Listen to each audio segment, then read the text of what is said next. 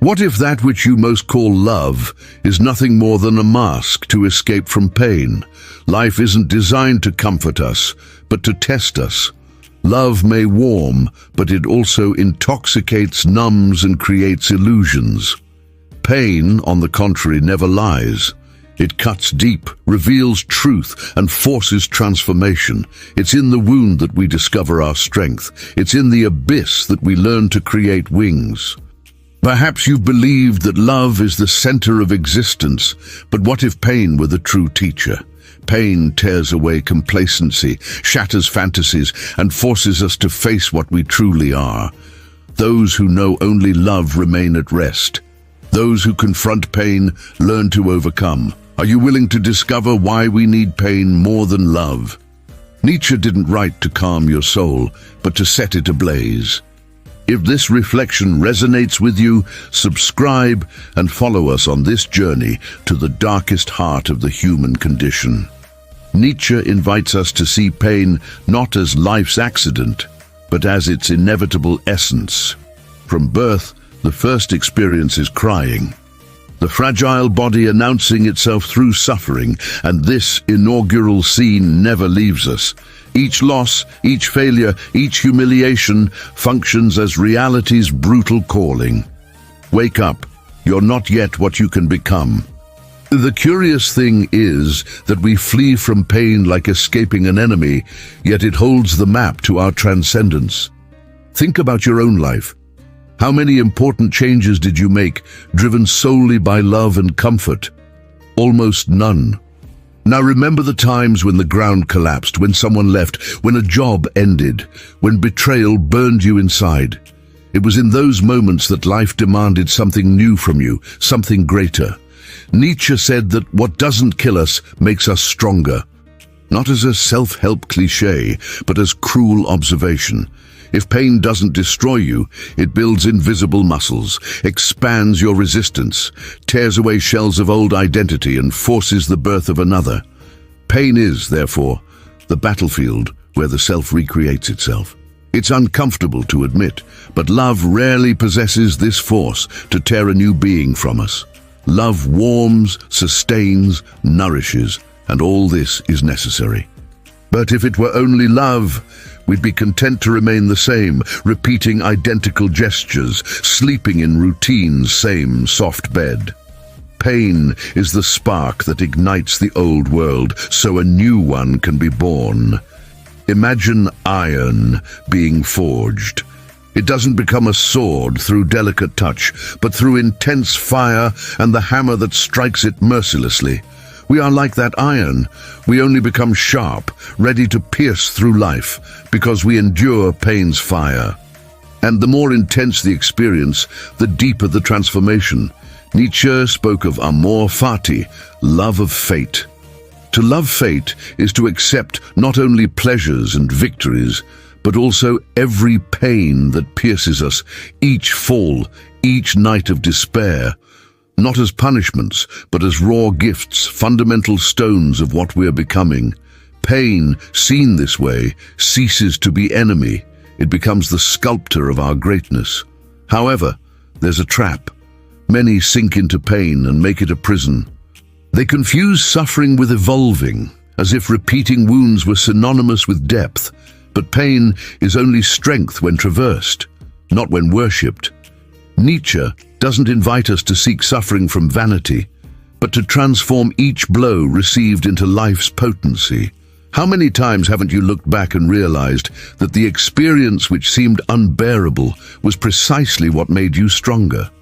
It's almost always like this. The wound is the door that opens to new horizons.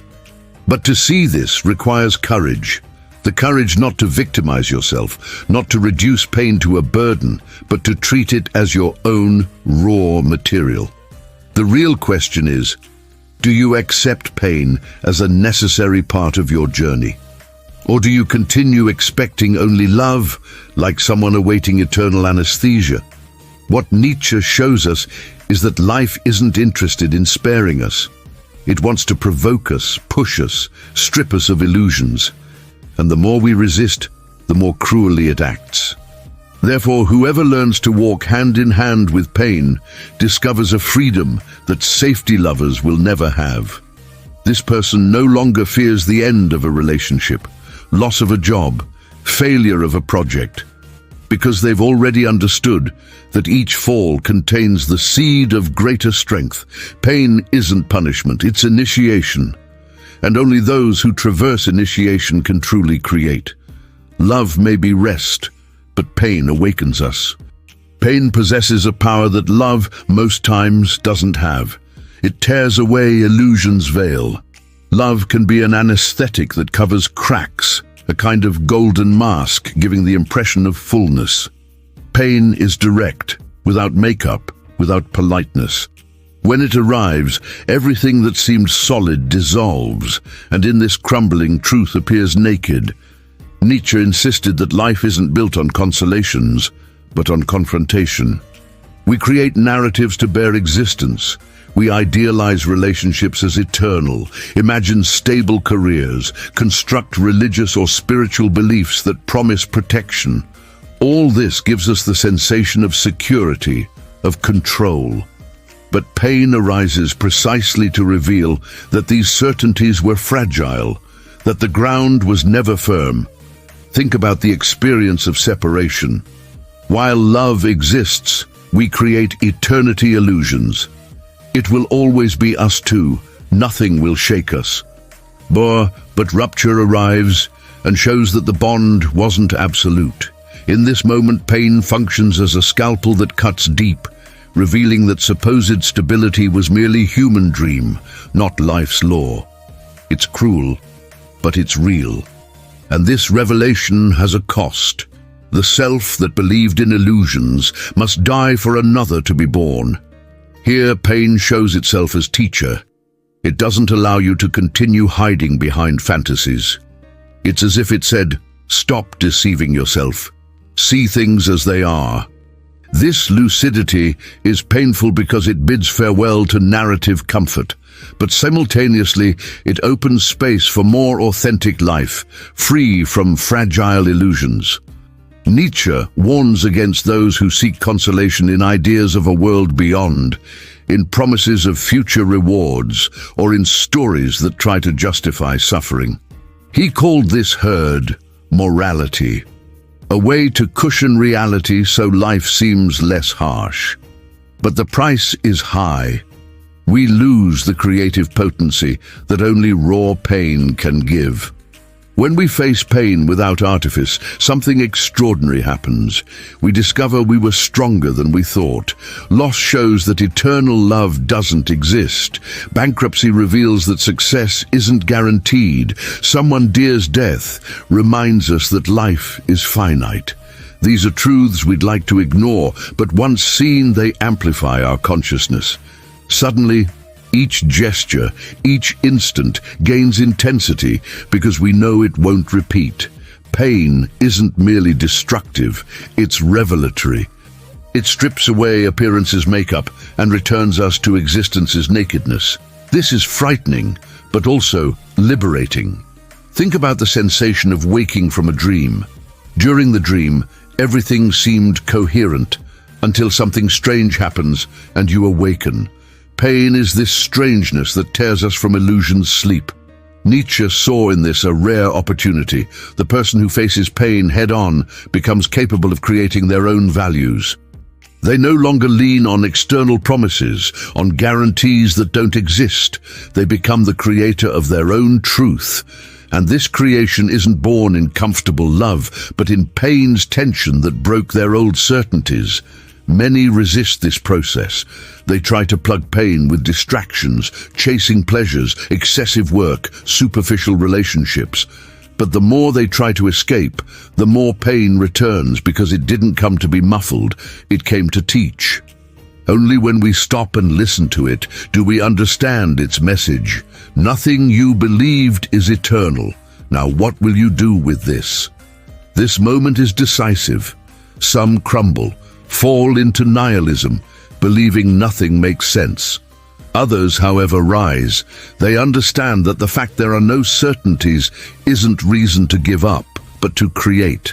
If no absolute truths exist, each can forge their own. This is the potency born from pain, the chance to reinvent yourself without depending on inherited illusions. Look at your own history. Which pains laid bare truths you didn't want to see? Perhaps a toxic relationship you insisted on idealizing. Perhaps professional failure that showed your life needed to change direction. Or even an irreparable loss that made you realize the value of present time. Each of these pains, however cruel, revealed something that love alone would never show. Nietzsche teaches us that pain is reality's guardian. It destroys masks, but opens the way for us to look at life without veils. And in doing so, it offers us the chance to create more truthful existence, not based on illusions, but on courage.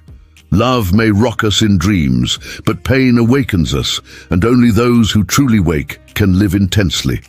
Nietzsche saw life as a field of forces in tension, where nothing grandiose is born from rest or simple harmony.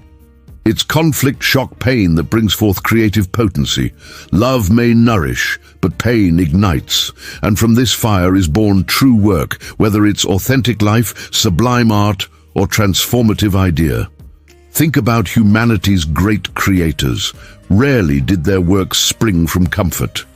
The painter who transforms anguish into color, the writer who pours their solitude into words, the musician who translates their most intimate pain into sounds.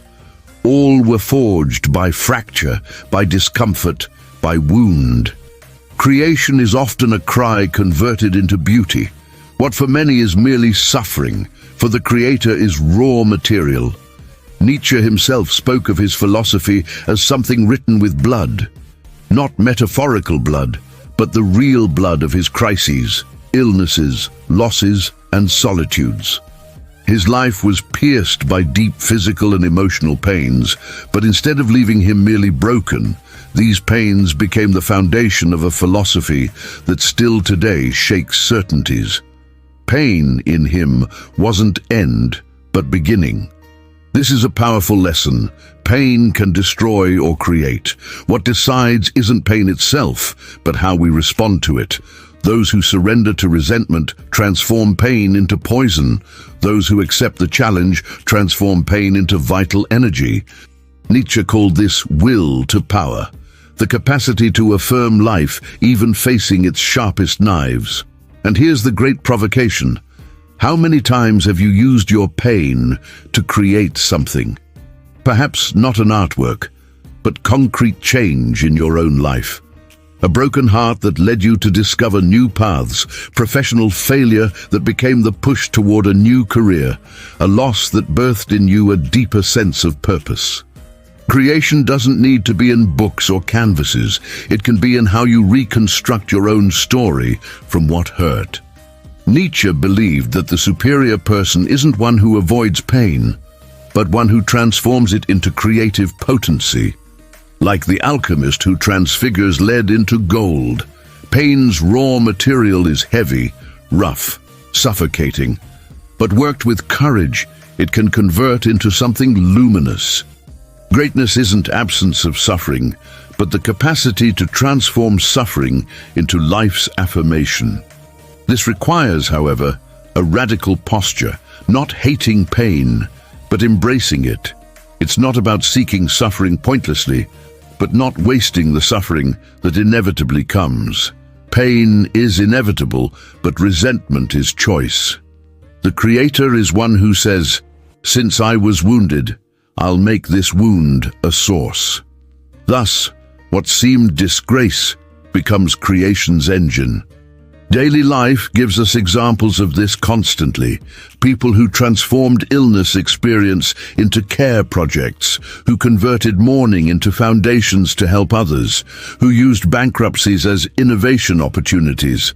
These stories aren't exceptions. They show life's fundamental law.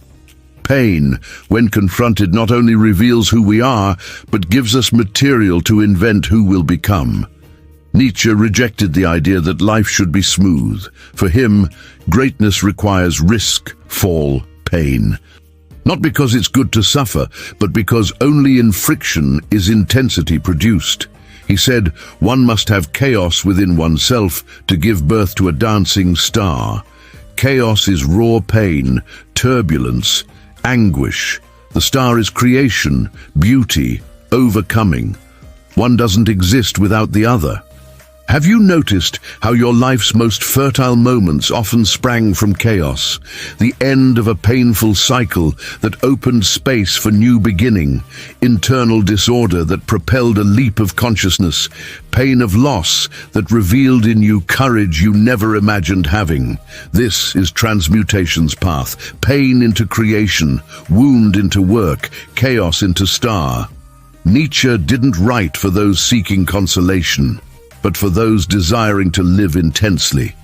He knew pain is inevitable, but believed its function isn't to crush us, it's to challenge us to create.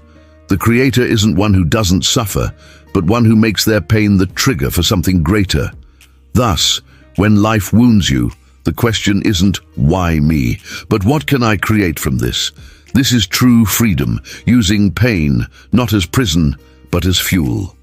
Nietzsche profoundly distrusted romantic love. For him, this love that idealizes, that promises eternity, that presents itself as absolute refuge, is nothing but disguise. It's cultural and psychological construction to protect us from solitude, from emptiness, from existence's anguish. But precisely because it's disguise, sooner or later it breaks. And when it breaks, pain appears as the revealer of what was hidden, illusion. Romantic love makes us believe we found in another person salvation, complement, the lost half. It's beautiful, it's sweet, but it's also dangerous, because by projecting onto the other what we lack, we become prisoners. Emotional dependence, possession fantasy, fear of losing. All this is the price of living within illusion. Pain of loss, rejection or betrayal, then comes as hammer that destroys this fantasy. Nietzsche saw in this not only tragedy, but opportunity. When idealized love dissolves, we're forced to face truth. No perfect complement exists, no promise of eternity exists, no external salvation exists. This perception hurts like a deep cut, because it forces us to abandon sweet dreams. But it's also the chance to free ourselves and approach authenticity. See how this happens in daily life. How many times did you believe that without that person you couldn't live? And yet after separation, after pain's initial shock, you realized you were not only alive, but perhaps even more whole. This is pain's power. It destroys illusion so we can find our own strength, which would never come if we were always supported by romantic love's sweet lie. Nietzsche didn't deny love's beauty, but saw it as a game of forces, not as idealization. For him, true love isn't fusion, but affirmation. It's encounter of two wills to power, not refuge from lacks. In this sense, pain is necessary because it teaches us the difference between loving authentically and loving from escape. Most love from fear of solitude. And solitude, when it comes, is painful. But only in solitude, traversed and endured, does the individual discover who they really are. Therefore, Nietzsche valued solitary experience. It tears us from illusory dependence and returns us to our own potency. Romantic love, conversely, usually distances us from ourselves, placing the other as center. Pain of loss returns the center to us. This process is brutal but liberating. Think how many people after broken relationships rediscover hobbies, friends, projects, parts of themselves that were dormant. Rupture's pain opens space for something new to be born. It's like a tree pruned by force. For a time it seems dead, but soon even stronger branches begin sprouting. Nietzsche knew pain wasn't something to be denied, but traversed. And it's precisely in romantic pain's experience that we learn to differentiate love as illusion and love as potency. The first imprisons us in completeness fantasies. The second challenges us to be more without depending on the other as crutch. Only those who knew loss is pain can love without illusions, without masks, without need for eternity. This is the authenticity that pain brings. It teaches us we don't need love to be whole, but that we can choose to love from fullness. And this type of love doesn't promise consolation but expansion. It doesn't imprison but liberates. It doesn't deny solitude but shares it. It's rarer love, more difficult, more demanding, but infinitely more truthful. Therefore, Nietzsche could say we need pain more than love. Because without pain that destroys illusions, we'd never reach authentic love. We'd always remain in the circle of projections, of lacks, of frustrated expectations. Pain forces us to see that love isn't salvation, and only thus can we love it without illusions. And here's the paradox. It's precisely love's pain that teaches us to truly love. Not as dependence, but as encounter of forces. Not as escape from solitude, but as life's affirmation in company. Only those who crossed loss's desert know an oasis's real value. Pain frees us from perfect love's myth. And in doing so brings us closer to life in its rawness, but also in its intensity. Loving without illusions is loving with courage. And this courage is only born after pain taught us truth. Nietzsche didn't believe in greatness born from comfort. Common people seek security, stability, avoiding risks. But by avoiding pain, they also avoid transformation. For Nietzsche, greatness can only emerge when we're torn from sameness, when we're confronted with limits that force us to go beyond. And this confrontation always comes with pain. Pain is the signal we've reached a frontier. It shows that what we were no longer suffices to face what life imposes on us. Those who retreat before this frontier remain small, trapped in repetition's circle. But those who cross, who endure pain without shrinking, discover a new dimension of themselves. It's at this point that the difference begins between common people and those capable of greatness.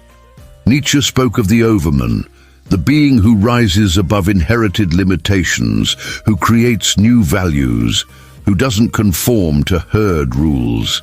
This overman isn't born from comfortable life. They're born from collision with pain, from capacity to look suffering in the eyes and ask, what can I make of myself from this? Think about moments in your life when pain forced you to go beyond. Perhaps when you lost something you judged irreplaceable and still found strengths you didn't know you possessed. Or when you failed so humiliatingly that you thought of giving up, but upon rising, realized you'd conquered new courage.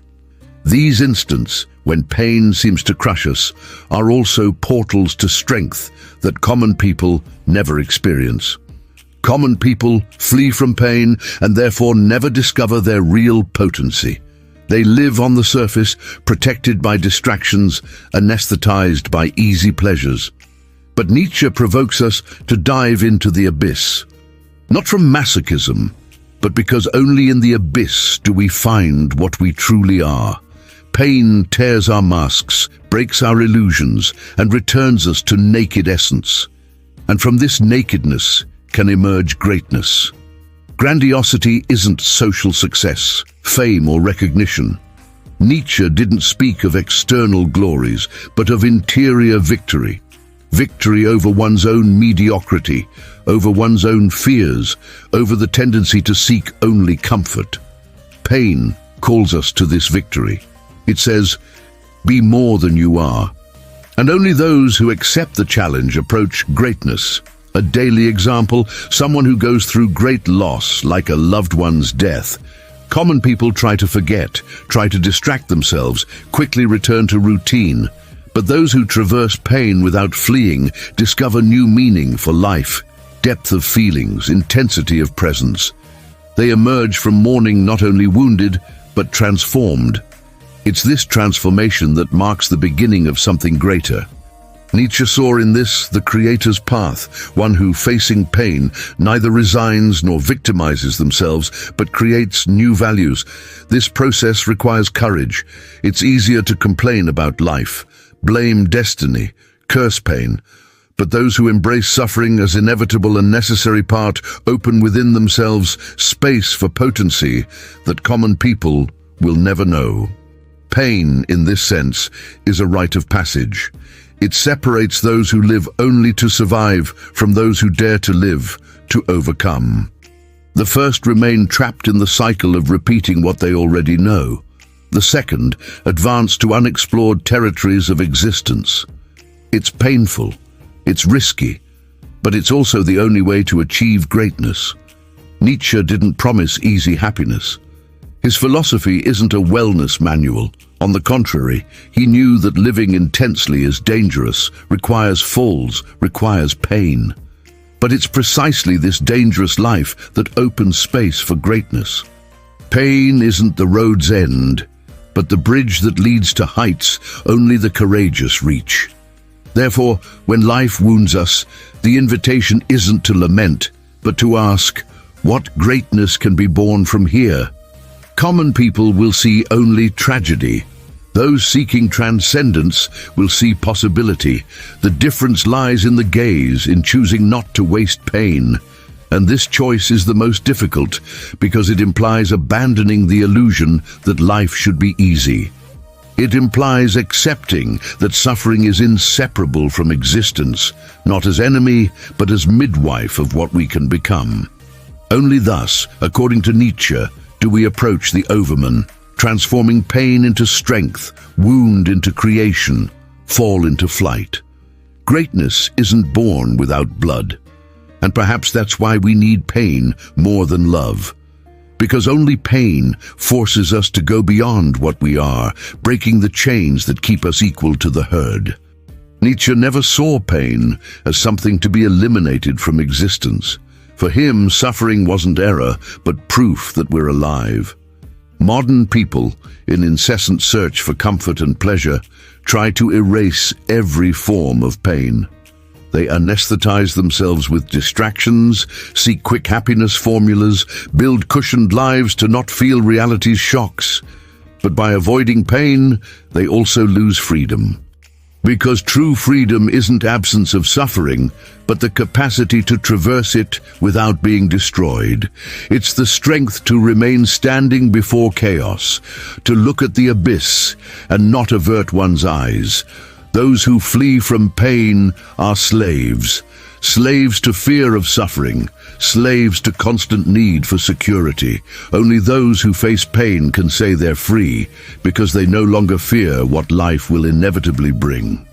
Nietzsche saw pain as test, as authenticity criterion. Individuals who endure pain without victimizing themselves discover they don't depend on external guarantees, that they can trust their own potency. They become free, not because life spares them, but because they learn to affirm life in all its harshness. Freedom then isn't political or social conquest, but interior victory, victory over fear's servitude. Think how many times pain freed you from something that, until then, seemed indispensable. Loss of a relationship that showed you could live by yourself. Career collapse that forced you to explore new paths. Project failure that opened space for more authentic new beginning. These moments were painful, but were also freedom portals. They showed you weren't condemned to live trapped by what you already knew. Love, in its romantic form, tends to create dependence. Pain, conversely, breaks these dependencies. It can be brutal, but it's liberating. By destroying our certainties, it gives us the chance to live without chains. It's in this sense that Nietzsche spoke of amor fati, love of fate. To love fate means embracing not only joys, but also pains, and saying yes to everything that happens. This yes is freedom's maximum expression, not only enduring, but affirming life as it is. Pain, then, isn't freedom's enemy, but its condition. Without pain, we'd be fragile, dependent, always at the mercy of seeking consolation. With pain, we learn to rise on our own feet, not to fear loss, to live without guarantees. This is true independence, not the illusion of controlling life, but courage to live intensely despite the uncontrollable. Nietzsche knew this posture required rare courage. Most prefer illusion security. It's easier to live as herd, believing in promises of eternal happiness, in loves that never end, in systems that offer protection. But this easiness comes expensive. It steals freedom. Because those who depend on illusions always live in servitude. Pain is what breaks these chains. It shows us nothing is guaranteed, everything can end, we're alone before chaos. But in revealing this truth, it also hands us freedom's key. If nothing is certain, everything can be created. If no guarantees exist, there's space for affirmation. Pain tears us from the herd and returns us to ourselves. This is the final paradox. We need pain more than love, because only pain makes us truly free. Love may comfort, but also imprisons.